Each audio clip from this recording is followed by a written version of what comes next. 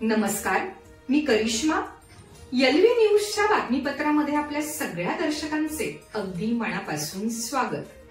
आपण पाहत आहात एलव्ही न्यूज.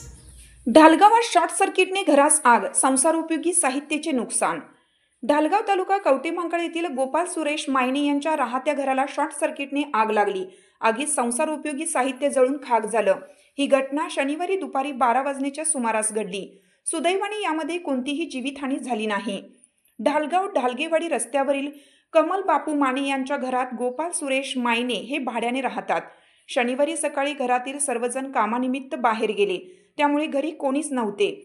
दुपारी 12 वाजण्याच्या सुमारास कमल माने यांच्या घरातून धूर येत असल्याचे शेजारी सचिन सरगर, गोविंद टिंगरे, संजय दळवी यांच्या लक्षात आले. अविराज बोराडे यांनी लाथ मारून घराचा दरवाजा उघडला. दुकानातील अग्निशमन यंत्राच्या साहाय्याने आग आटोक्यात आणण्याचा प्रयत्न केला.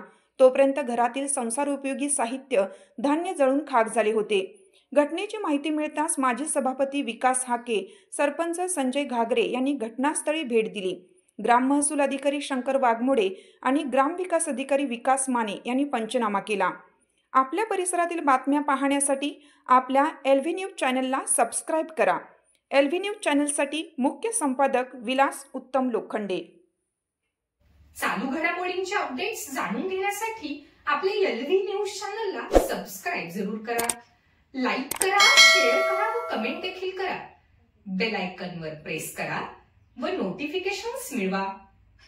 पाहत रहा फक्त एलव्ही न्यूज. मुख्य संपादक विलास उत्तम लोखंडे.